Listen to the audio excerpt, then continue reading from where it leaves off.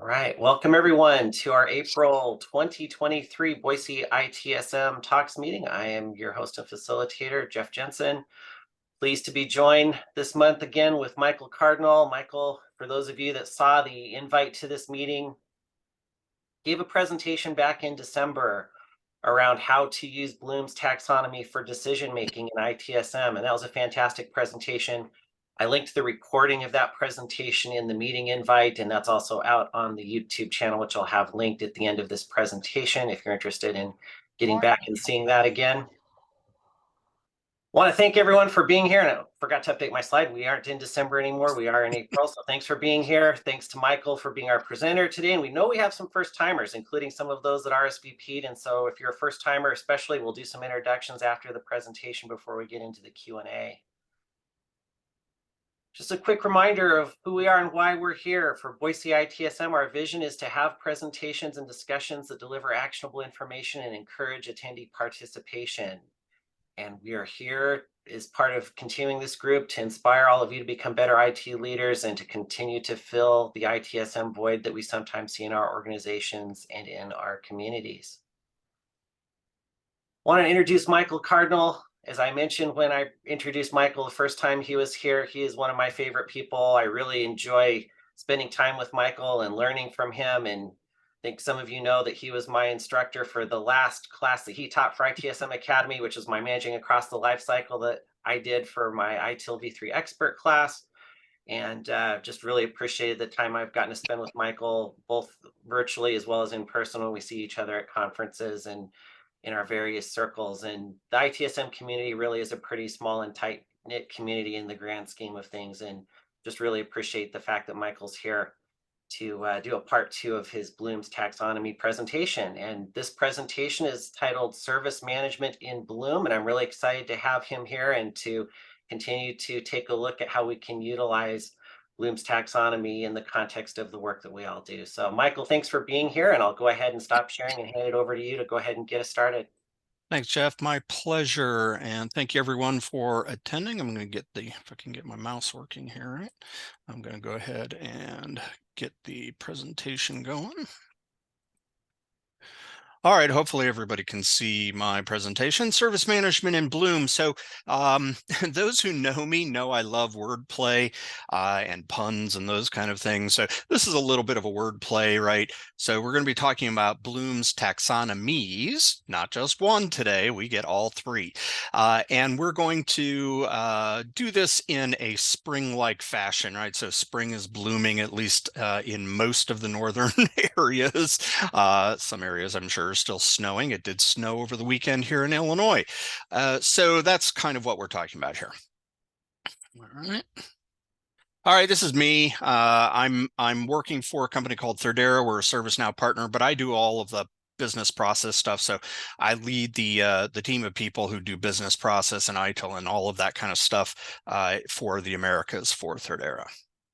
All right, so what are we going to talk today about? We're going to talk a little bit about Benjamin Bloom, give you just a quick refresher of some of the stuff that I talked about last time, just for people who didn't get to see that presentation. And then I'm going to go into the 3 domains that Bloom talked about. He has more than one. Most people are familiar with the cognitive domain, but we're going to talk about the other 2.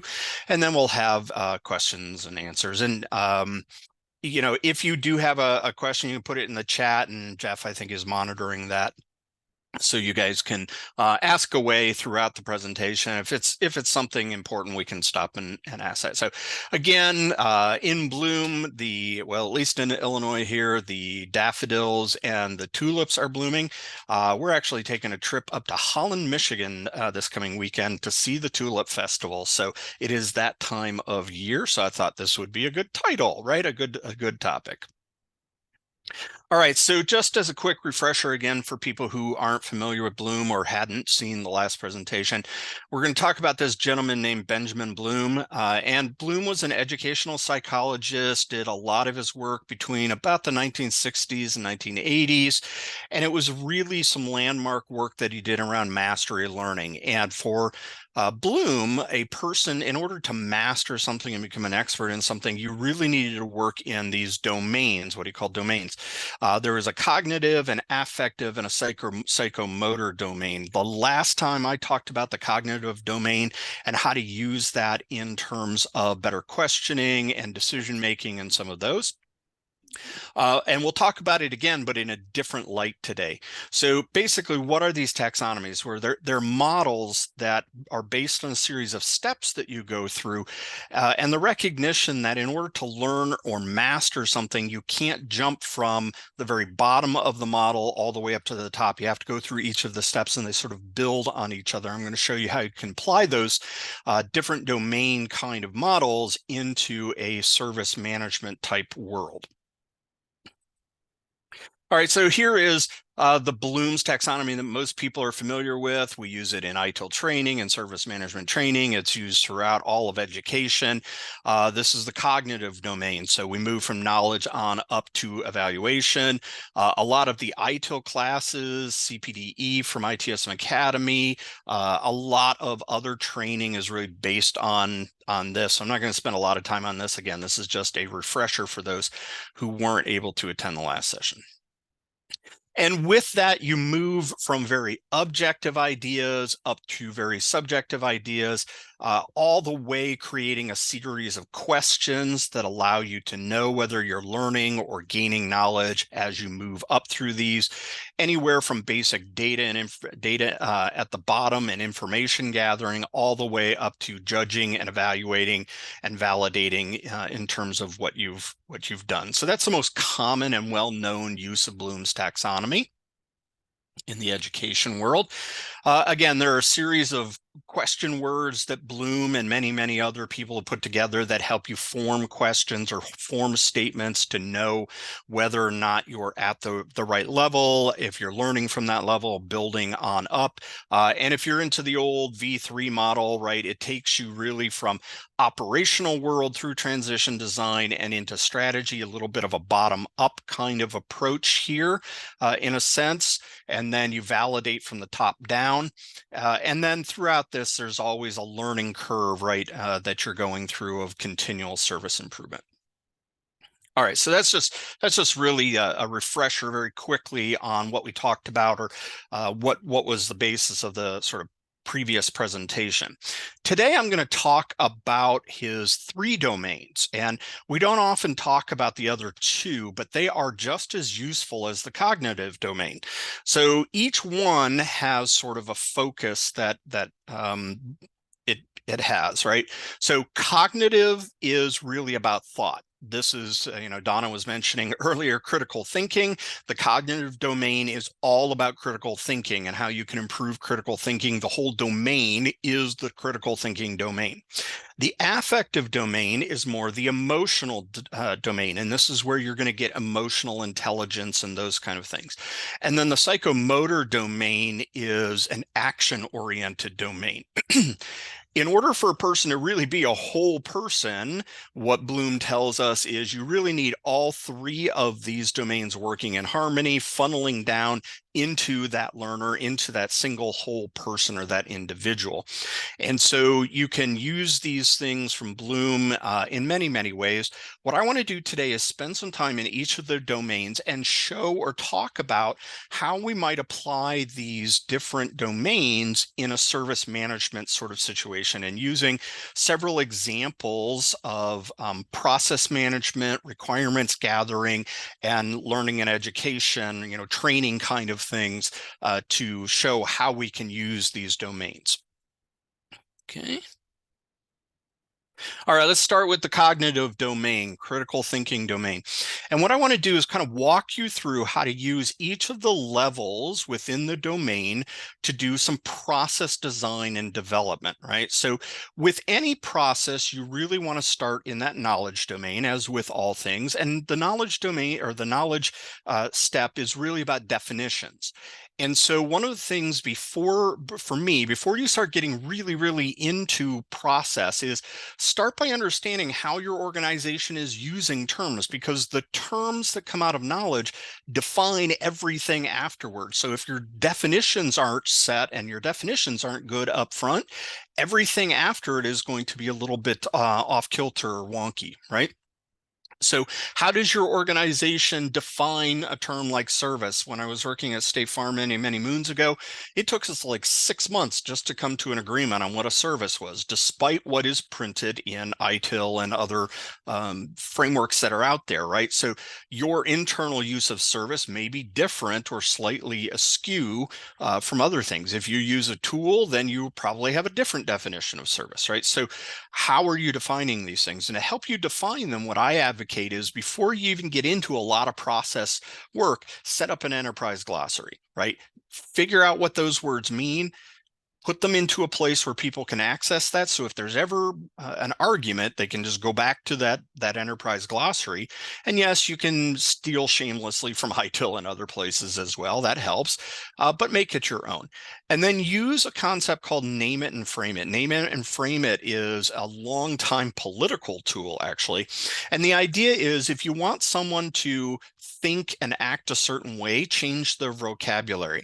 So the idea here is start reframing how people talk about things by changing the term, first of all, that they use, and then using the set definition that you have in the enterprise glossary. Give you an example.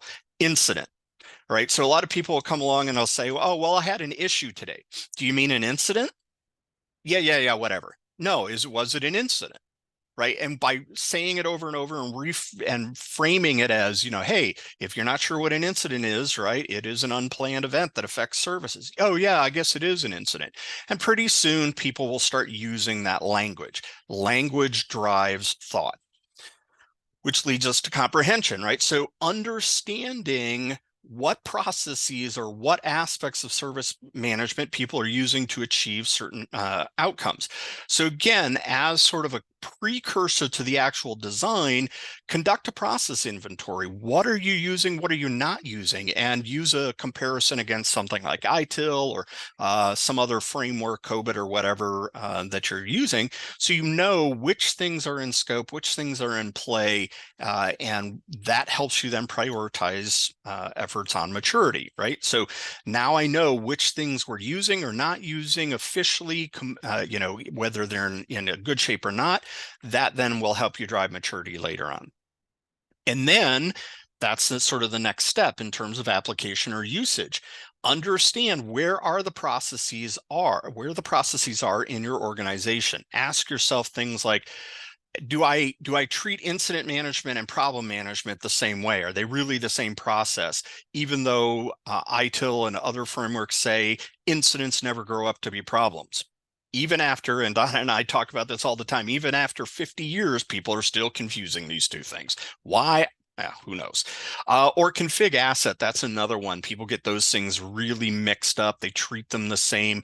They're related, just like incident problem are related. It doesn't mean that there's the same things. So they can have connections, but they're not the same process. So really work up front to understand what are the roles that you need: process ownership, product ownership, process management, product management, all of these kind of roles. Put those together in a RACIs so it's very clear what hats people should be wearing at one time. If you're doing incident work, then you're performing an incident role. If you're doing problem work, you're performing a problem role, and really help people kind of see where they are in the processes. And then you can go to analysis. And analysis is the state that we decompose things. And this is where I think you really start to get into some of the heavy process design work.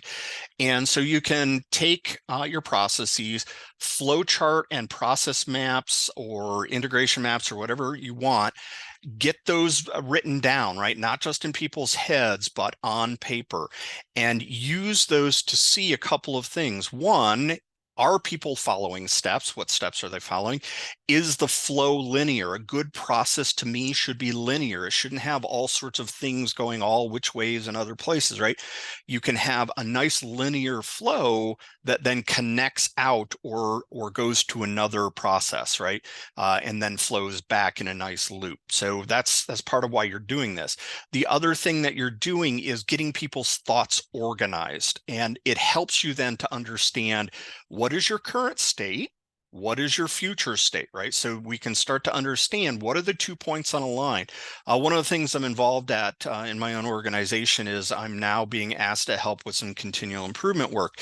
And that's what I'm explaining to people. That's what I'm telling people is, look, all we're trying to do is identify 2 points on a line so we know how to move from one to another. That's really continual improvement. But I need to know what those points are, and I need to know how far those points are apart. That's my gap analysis. Once I have that done, then I can start to combine things into a proper form. And this is where you're really going to get into those process definition documents, bringing everything together, have it documented, knowing that you don't have to have it perfect out of the gate. What are the minimal viable things that you're going to need, right? Do you have those in place for all of your processes? Does your process have a defined purpose? Do you know why you're doing it in the first place? And that kind of goes beyond just the ITIL processes, but you for your organization. What are the policy? What are the rules that you're expecting, right? I've been using this a lot lately, right? Stay in the playground, don't get hurt.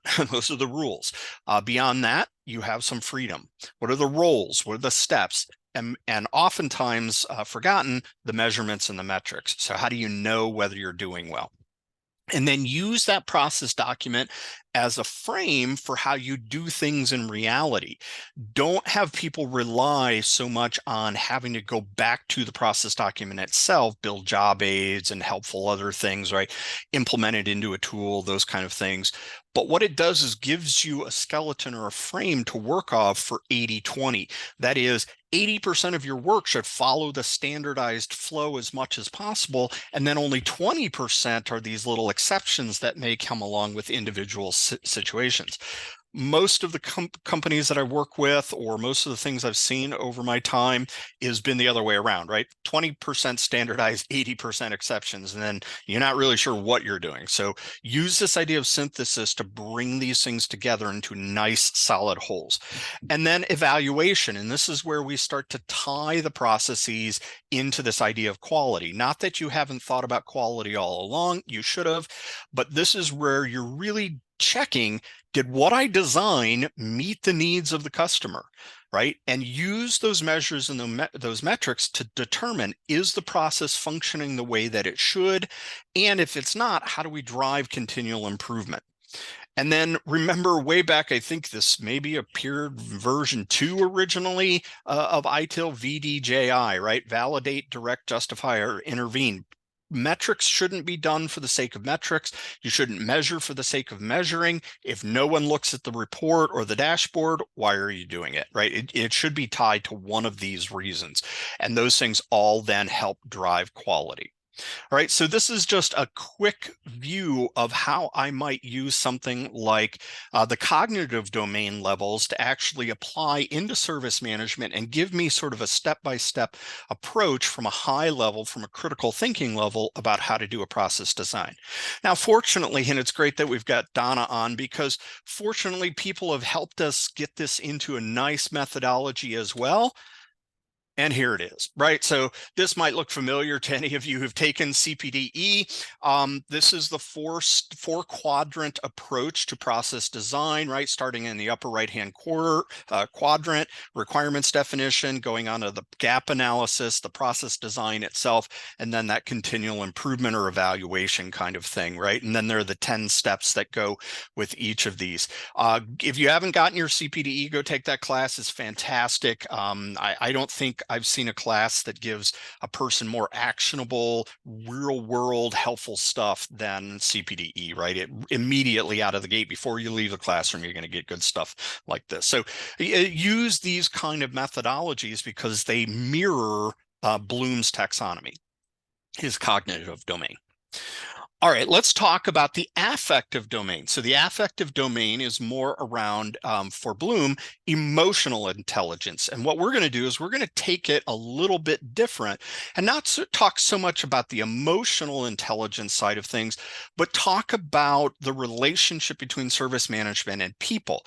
And the place that that often comes into play is during requirements gathering. So I'm going to kind of walk you through how you would use this affective domain as a guide or a step-by-step flow to help you do better requirements gathering. So the highest level or the lowest level on the model of the affective domain is receiving. And this is where a person intakes using the world around them and gathers all this information, right? So they're receiving these emotions from other people. But in this case, receiving can be thought of as, all right, we're going to go out and we're going to gather requirements. And this means not just going out and talking in this broadcast shotgun way to everyone, but really helping to understand what you want to intake and then really targeting those various stakeholders. So you're talking not just to everybody, but to the right people. Who are the different types of stakeholders, right? Who are your primary with high power and high impact or influence? Who are those sort of more consulted people? Who are the people who just need to be informed? They're not really giving you any requirements. They just want feedback, which leads you then into the second stage. Use a model like Moscow, must, should, could, would. This is a little bit better for people to use than a high, medium, low kind of prioritization. This kind of gives them a sense of, oh, I have to do this. I really should do this. We could do this if we had time. And this is my wish list, but we're probably never going to get to these things. So I'll just keep it at the bottom of the list, right? So this idea of Moscow comes out of many different places. One is out of software development, right? And then once you've gathered those feedback from those stakeholders, then respond. So in the affective domain, right, I take in these emotions and then I kind of play them back to people. Well, we can do the same thing with requirements, is play back the requirements to the customers to ensure you have heard them correctly. Too often what I see is people, they gather requirements. Thank you for the interview. Thank you for the workshop. Off we go. And then they never talk to those people again. And there's never any kind of validation. Did I actually hear them right? And then when we create whatever we create, whether that's some implementation of a tool, a new process, whatever it might be, they're like, that's not what I asked you to provide. So this is where you want to play back some of those requirements. And if you've not heard of effective listening is just that. As someone talks to you, you play it back to them. This is what I heard you say. So I want to come back and show you, here's my list of requirements that I gathered. Did these look right? Did I capture this correctly? Did I miss anything? These kind of questions. So very important step that we sometimes miss.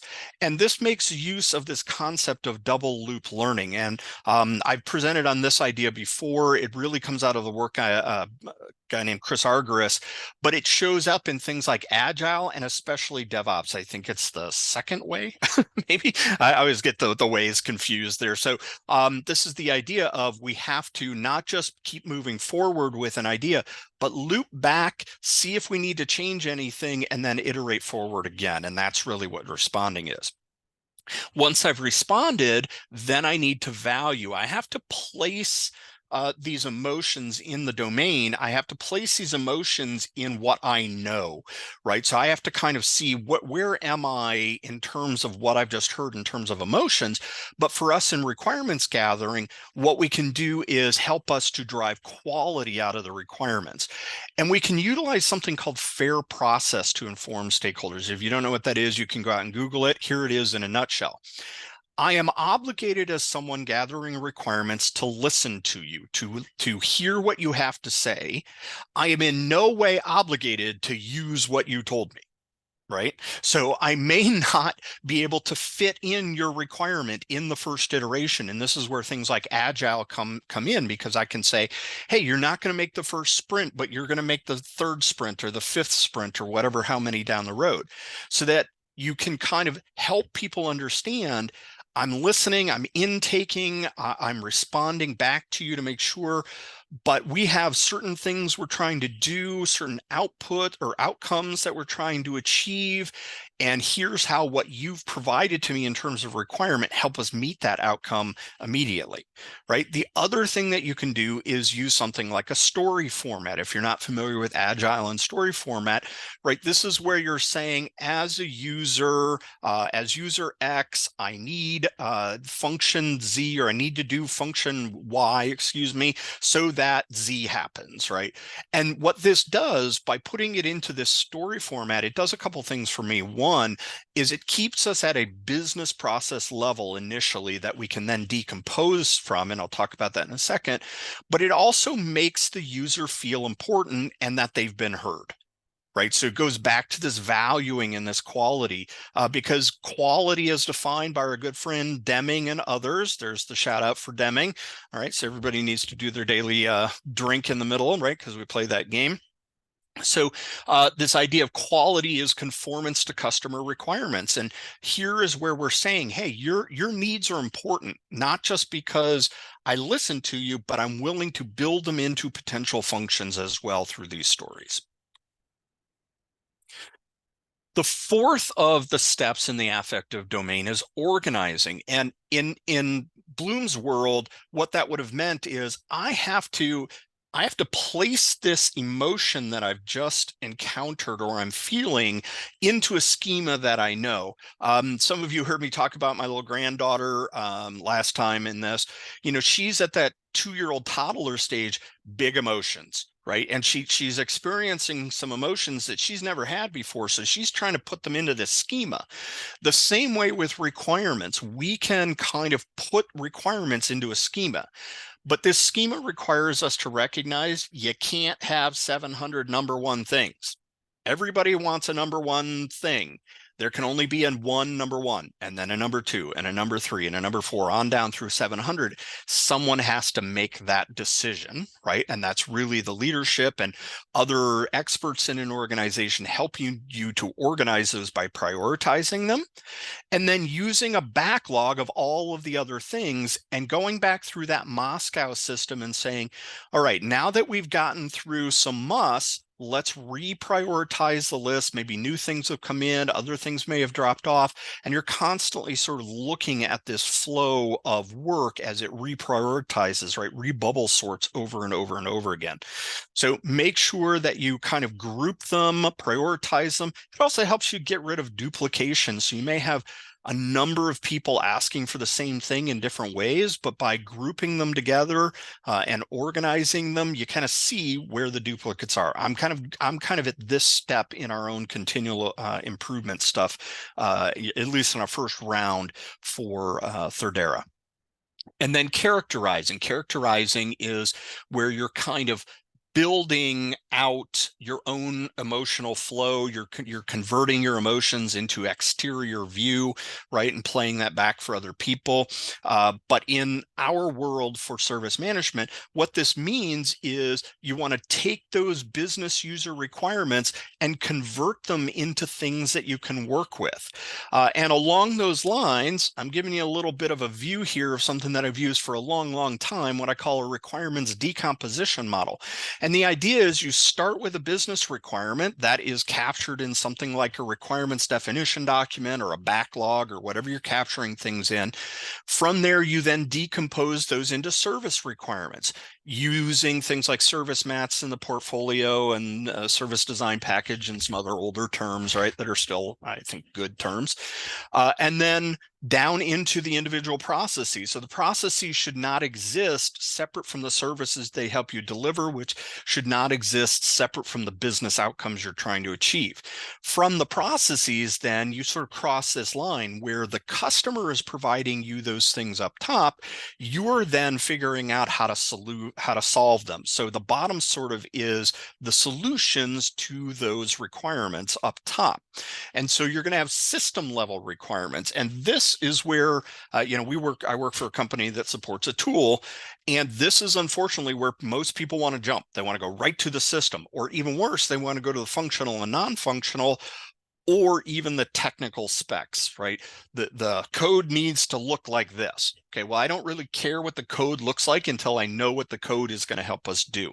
So here I can then decompose the systems into functional and non-functional requirements, and then out of that can come technical specs. And you can use stories and use cases and other things to manage and track these things, but you really have to start at the top, decompose downward, and then you validate and test upwards. Okay, so just a little thing that I've used for many, many, many years to help understand how to gather and decompose requirements. All right.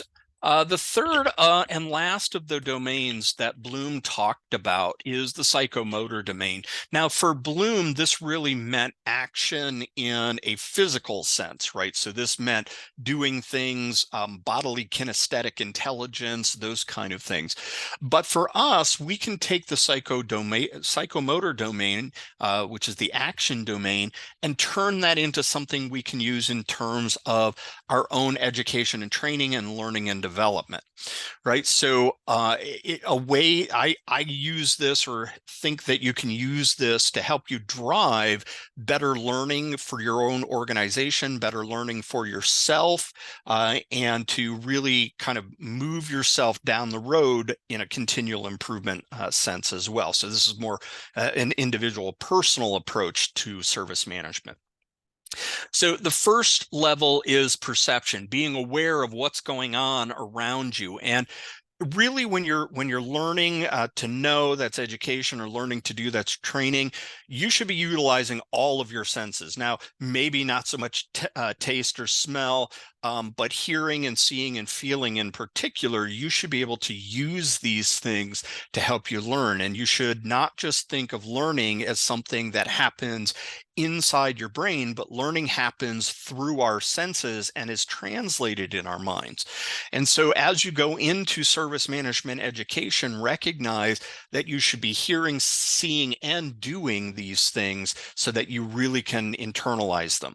And along those lines, it really does help people to know if they are verbal, auditory, or kinesthetic learners, that is, hands-on learners. Well, how do you know if you're this? Well, I'm gonna teach you a little bit of an eye test, an exercise that you can do with your friends and neighbors to tell yourself and others what kind of learner they are. All right, so what this test does, and it's a little hard in this virtual world, we don't have everybody on camera, but the idea is get with someone that you know, a friend or colleague or whatever, and do a little eye test. And what you're going to do is you're going to ask that person, and you're going to trade off positions. You're going to ask that other person to imagine their childhood home. So everybody imagine your childhood home. Think about the kitchen in your childhood home. Give me a second. Count the number of doors, drawers, and cabinets in your childhood home. Okay, everybody kind of coming along here, right? So think about your home, your childhood home, the kitchen, number of doors, drawers, and cabinets. All right, so what you're going to do, and it works best with somebody else, but you can tell yourself really, if in doing this, your eyes tended to go upwards, right? And it's basically you're presenting someone with something that causes them to think deeply about something, or to picture something in their mind. If their eyes tend to go up in their head, they're usually a visual learner. They're looking towards their eyes. If their eyes go side to side, they are an auditory learner. They're looking at their ears. If their eyes went down, they're a kinesthetic learner. They like to do things with their hands. If their eyes kind of move from one to another, then they're a combo. And most people are some kind of combination. I particularly am a auditory verbal learner. So I learn best by listening and by verbal kind of things, repeating or talking or those kind of things. But other people might be kinesthetic, right? They need to do the work themselves. And it's a nice little test because then what you can do is use that little test to know what is the best intake of information for you. Say you're in a service management class or you're giving a service, right? If you're a trainer, this helps if you're a trainer to know what kind of learners you have so that you're hitting all of these different learning styles or learning approaches, right? So it's just a fun little eye test and a way to kind of figure that out. Now, it's not perfect and it's not necessarily true in all 100% cases, but it gives you a good sense of kind of how you intake.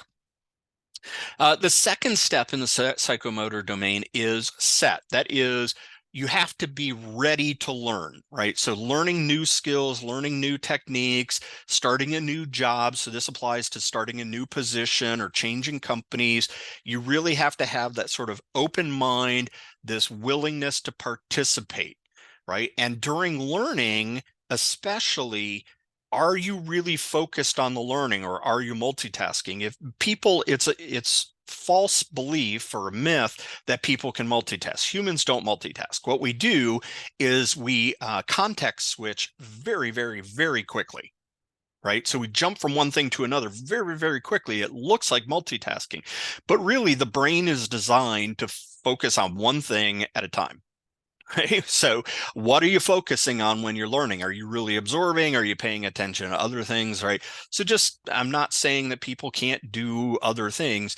It's just if you're more distracted, you're not going to really absorb things. And the other thing I like to tell people is you need to be a participant in your own learning journey. I can't, the reality is I was a trainer for and still do training for many, many years. I got Donna and Jeff and Joyce and others who have done training. We can't teach you anything, right? All we can do is guide you on your own learning journey. You're the one who is learning, right? All we can do is present the stuff for you to learn. You have to internalize it and you have to learn it. And to be able to do that, you have to be ready for that. The next step then is guided response. And this is where you imitate what you've just heard from someone or what you've just seen, right? An action. Again, talking about my granddaughter, who's one of my favorite topics to talk about lately. She is in that stage where she just loves to imitate everything that you say.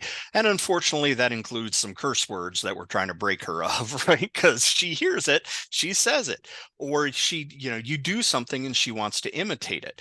And so you can do that same thing with your own learning and service management by finding someone who is a mentor or person to shadow, especially let's say you're going into a new job or working with a new process. Find someone who's doing that, who's already sort of got the habits and the first nature in place, and then see if that is the right thing for you. Shadow them, follow them, watch them, so you can start to see what are the things that you should be imitating. Now, you have to be careful, like I said, that you're not imitating bad habits, but you still will be able to learn that. A trick that I've always used along these same lines is when I start a new position in a new company, the first thing I figure out is who's going to replace me. Sounds odd, doesn't it, for someone who just starts a new job? I'm not saying I'm intending to leave or that I can't do the job or any of those things. What I'm trying to figure out is who can I be a mentor to? Who can I be that person to help shadow? And if for some reason I get changed in jobs or I get promoted or I decide to leave or whatever, I don't feel like I'm leaving an empty hole behind me. I have sort of passed on that idea and allowed someone to imitate me. And anyway, it's the highest form of flattery, right? Imitation is the highest form of flattery. It shows when someone imitates you, it shows that they pay attention to you and that they see something in you that, for right or wrong, they want to do. Okay. The next step is then to turn that imitation into a mechanism, and this is done through habits. And one of the things that we need to do, especially with things like service management, is develop what I call mental muscle memory. So when sports players are practicing, part of what practice does for them is to develop muscle memory, so that when they throw a ball or they shoot the basket or they hit the hockey puck or whatever they're doing, they don't have to consciously think about what they're doing. They're just building it into the muscle. So when the brain says, strike or throw or guard or whatever. It's just happening. Well, the same thing happens in our brains, right? It's not just a muscle memory, it's a mental muscle memory. So by doing service management, doing incident management over and over, by doing problems over and over, by doing config work over and over, you start to make it into a habit of performance. And I suggest that especially if you've got a tool that you're using or a tool set, right? Do you have a sandbox environment or area for safe learning? So it's not just go listen to someone train or read the documentation, go out and try it, right? Try to practice the process, try to run a cab, try to practice these things as much as possible so that you get these repeatable routines based on that process. And it's just a habit. It's not something you really have to think about. Now, what that should lead to is a complex overt response where you're taking the habit and you're turning it into first nature. And it's funny how the world, at least in English, we talk about this kind of thing where we say, oh, it needs to become second nature. No, it needs to become first nature. And what first nature is you don't even think about things. It just happens, right? Like when you go to turn, and this is an analogy that somebody many years ago used with me was, service management should become a utility. It should be like a light switch. When you do it, you click, the light turns on. You don't think about everything that it takes for that switch to make contact, for the molecules to travel up, the vibration of the molecules to travel up the wire to make contact to the light bulb. And you just on and off, on and off, on and on. It's just there, right? It's utility. It's just the way things are always done. And that's the question. And to me, more than maturity of processes and those kind of things, that's how you know you're doing service management well. That is just the way you do things. 20, 30 years now, I've encountered all these organizations and people who go, oh, service management, that's the thing we do at the end of the day after our work. No, service management is your work, right? It's how you behave, how you act. And to help you along with that, part of what you want to do as your organization is work towards that seamless integration of process so that it becomes a systematic whole as opposed to these individual parts.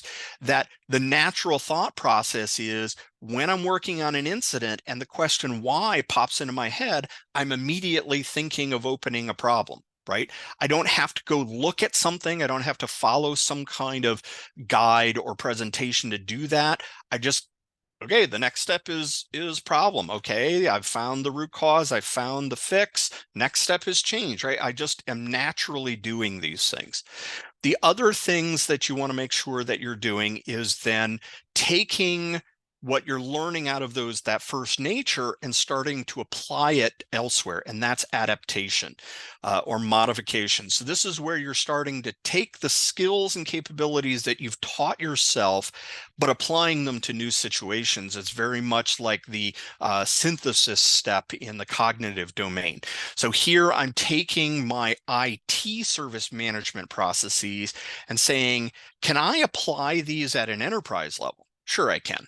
Right? To me, an HR case is nothing more than an HR incident, right? It's something that you didn't plan on happening. You got to deal with, you have to resolve.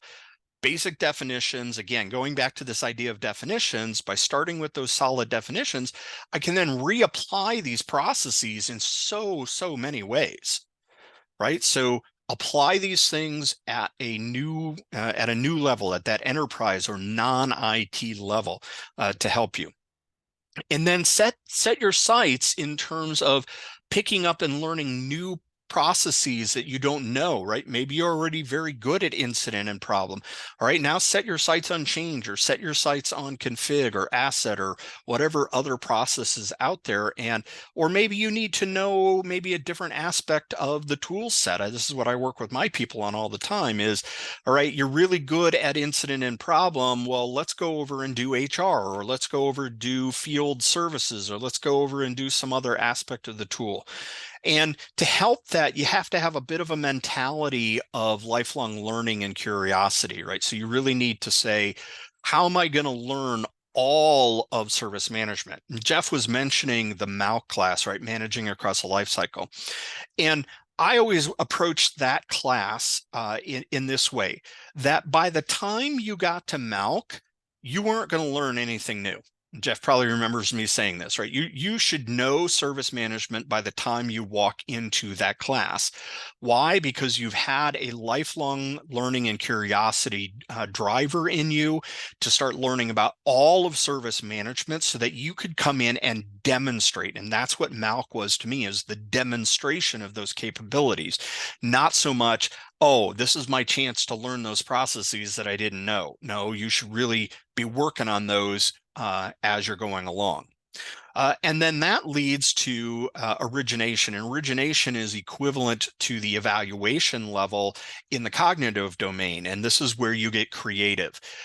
And you have to be careful when working in things like service management, as within any job, right? One of the things I know is I could not work a manufacturing job because I'd pull what little hair out I have. It's so rote and repeat, and I can't do it anymore, right? And that can happen with things like incident or with problems. So just be careful you don't get lulled into some kind of boredom or some kind of, just it becomes too rote, too memorized, and you don't even put any life into it anymore. And this is, again, goes along with that lifelong learning, where are you practicing CSI? Do you have continual improvement?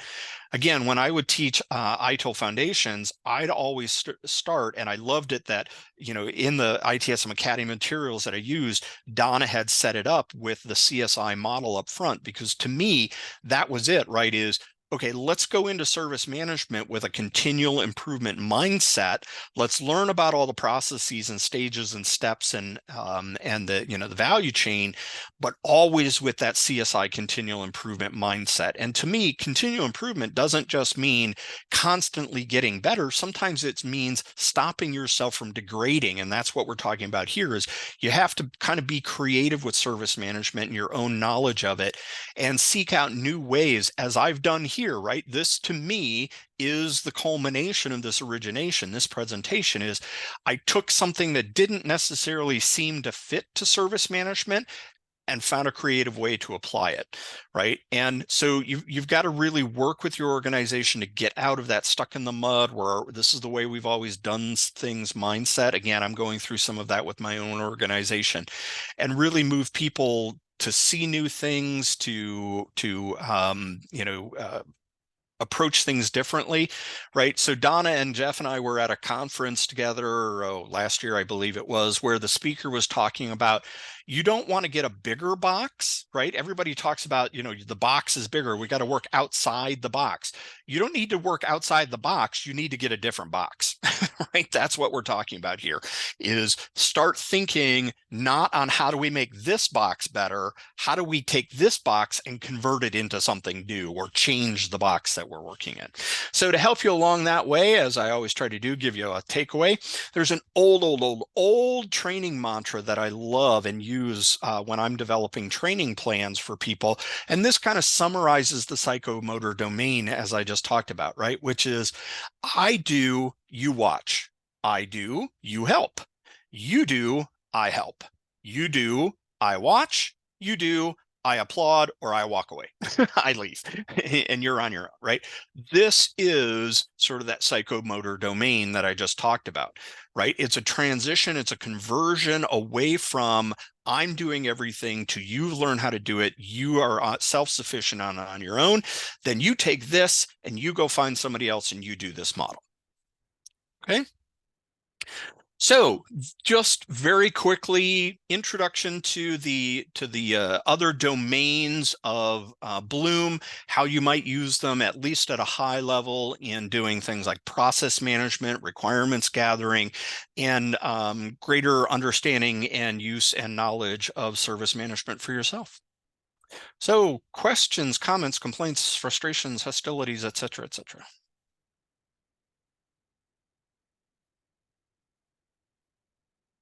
think you're on mute, Chet. There Yep, you go. I just fixed it. Yeah, just to say thank you very much, Michael. That was awesome. And I have a couple of questions, but I'll open it up to the rest of the group first. If anyone has any questions for Michael or anything you'd like to dig into deeper or go back and review. Just wanted to say thanks. That was good. You're welcome. You're welcome. And I noticed, thanks, Joyce, you corrected me. It's the third way. Like I said, I always get those those ways all mixed up. So actually, I was saying when you were Mike. talking about prerequisite is a training as a prerequisite to mastery. When you were talking about that, that's the third way. You were correct on the second one. Okay, got it. Yeah. Okay, thank you. Yep. Yeah. You're just piping in. And that embodies Donna's mantra, right? Yes. Lifelong learner. Yes. Yep. Other questions or comments? I have a question. Sure. Mike, can you go back to your requirements decomposition slide? So where does stuff like customer journey come into play? Like, is it up top, like kind of along that service maps line? Where would that come into play? Well, it actually comes into Because- play in two ways, Donna. One, the customer should be along this whole journey. So this is part of their journey, right, in itself. From an experience standpoint, to me, that is a type of requirement, right? I need a certain emotional experience along this. And too often what we think about is only either the bottom, the tool stuff. When someone says requirements, we're thinking tool, or we're only thinking process. But remember, it's people, process, technology, and I always add information, right? So we forget about the people things. And that's why I think using something like Bloom, it just reminds us of that emotional intelligence and that people are people. They're not just numbers or, requirements statements on a spreadsheet. So. Jeff, you had a couple of questions? Yeah, if you don't mind scrolling forward a couple slides, Michael. One of mine, when you're talking about the continual service improvement piece in this psychomotor domain, like one more forward, the creativity and the modification. I'm kind of wondering, you talk about getting bored with things or things getting static and stale. I think the way I reacted to that is in today's environment, things seem like things are constantly changing. And even bringing back what you talked about at the conference with finding a different box and figuring out a way to apply things differently. Feels like almost inherently to me that we're forced into some of those situations before we can even get to the point to where things really do get locked down and we have some consistency and repeatability. How does that fit into this type of a model, just with changing requirements, changing business conditions, technology rate of advancement, and some of those dynamics? So you're absolutely correct, Jeff, right? So it does fall, those things are true. So there is some sense of constant change. I guess I was meaning more here that, if somebody's been on a service desk for 5 straight years, are they really still as effective as they could be? Right?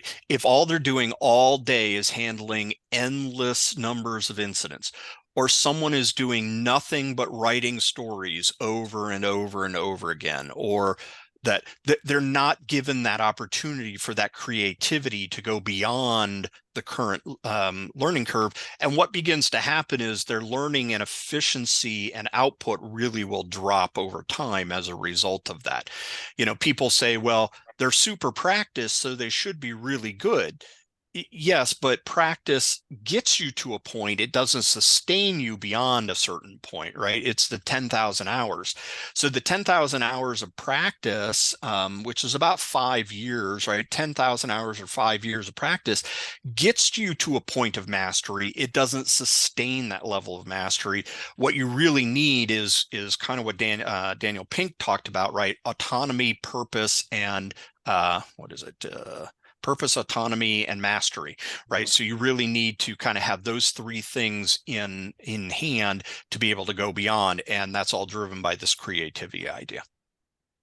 All right. Yep. Makes sense. Okay. Thanks. That answered my main question. The only other thing that I was going to say is kind of back to your initial overview when you're doing the process decomposition through their first Bloom domain was really around just thinking of that as a service management exercise too, like service definition and service roles. And it'd be kind of fun to almost model that piece in light of your requirements decomposition. It's like I could apply this at each of these levels and even flesh out it even more potentially, which I suspect you're probably doing already. But Yeah, I so think that just would be kind of a fun way to look at this model too.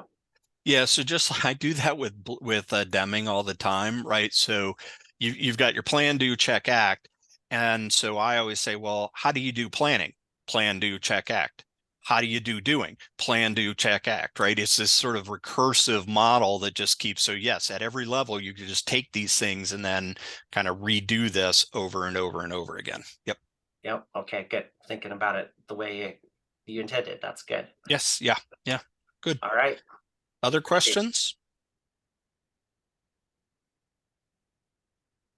I don't have a question, but really enjoyed that, and especially just that last little bit answering some of the questions.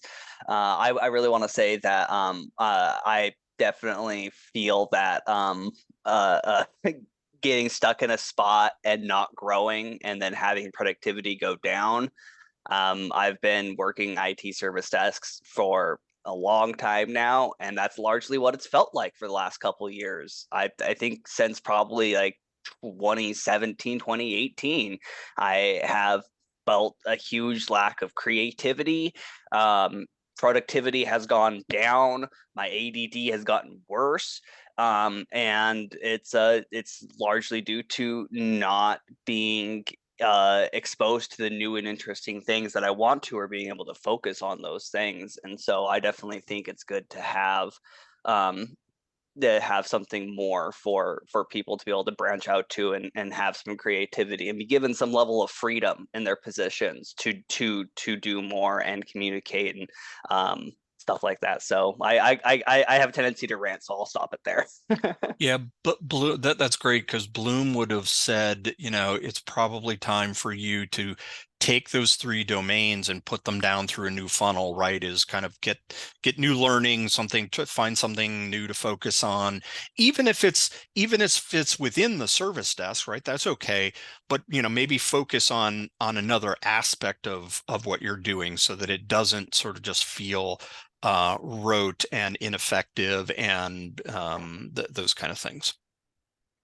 Yeah, I've largely been in kind of a situation where it's like just stuck in a cycle where it's like, okay, I know the directions I want to go, but I need the money to take the tests and get through to go those routes, but I can't do that because I'm not making enough money, or I'm stuck in debt. And so I've just been hopping from contract to contract the last couple of years. I just actually got in a slightly newer position for me. I'm now in cybersecurity with the Blue Cross of Idaho. So that's really good, and it's paying me a little bit more money. I'm actually moving to Fresno next month. My girlfriend just is graduating from University of Idaho and got a position in Fresno. I'm not looking forward to Fresno specifically, but going to Fresno, and then I'm going to get a second job and just spend all my time working for a year or so, and then hopefully after that I'll have the money set aside. I'll get my ITIL. I really want to work up all the way through ITIL as one of the things, but I do want to get some other certifications as well. And I've honestly been meaning to get my ITIL certification for like almost 8 years at this point, and it's kind of pathetic that I haven't. But priorities, money. My brother lived in Fresno. When you're there, it's not a far drive up into the mountains and go see Kings Canyon National Park and the redwoods, and that'll bring some calm and peace to you. Get out there, breathe the air, and that'll help. Absolutely, that's in the Sounds plans. like- I've had Yep, people suggest that. Sounds like good advice. And Cody, definitely stay in touch with us here at the meeting, and wish you the best on your move and all that. I definitely would still like to attend these meetings, even though I'll be out of state at that point. But these meetings have always been wonderful. I like everyone in them. It's a good focus on different things. And the rest of the world, I get exposed to various things like all this, but it's more amorphous. It's not focused. I really like how, like you say at the beginning of these meetings, it's gives us actionable, focused stuff to do. So I still want to keep attending. Yeah, appreciate that. And I completely agree. All right, I know we're at time. We're already starting to lose a couple of folks, so I'm going to just quickly take back over screen sharing here, Michael, and just Yeah. do a little quick wrap up here Yep. with my deck. And if folks want to stick around for a couple more minutes and have any questions, certainly happy to do that. So let me go ahead. Hopefully that's coming through. So just a few things coming up. We're targeting our next meeting for May 22nd. I have a couple of things in the works for speakers and looking at having a presentation around process integrations, which I think would be a nice segue and dovetail from what Michael talked about with his Bloom presentations and how things need to fit together and taking a look at some of those different aspects. Few links I just want to continue to remind everyone that we like to share. ITSM Academy's upcoming training classes are available on their calendar link on their webpage. Previous recordings of our meetings, including this one, will be out on the YouTube page. I will link those as well as linking Michael's presentation to our meetup and to our LinkedIn. Treasure Valley Agile Community and Project Management Institute Western Idaho chapter have their meetings and events. Our friend Greg Sanker and Roy Atkinson keep the learning on their blog and YouTube channel, and we'll continue to keep things going. I'm looking forward to seeing everyone again next month and getting that nailed down. And as soon as I have those details, I'll get that announced and get that scheduled. And then I already have a speaker potentially lined up for June, and we're just working on finalizing the dates. So we'll have a few more meetings here in sequence here as we roll into 2023. And as we were just saying at the beginning of the meeting, how quickly May is here as we look at May 1st starting up in a week. So pretty crazy, but those are some of the things that are going on. Appreciate you being here. If you have any questions, comments, or feedback, there's my email address. Thank you again, Michael, for being here. Really, really appreciate it. My pleasure, my awesome pleasure. to continue to learn from you. And I think these last two presentations have really been awesome. So thank you very much. And with that, I'm going to stop the recording. We'll hang out in case anyone else has anything that they'd like to discuss or share. And otherwise, we'll plan on seeing everybody next month. Thank you very much.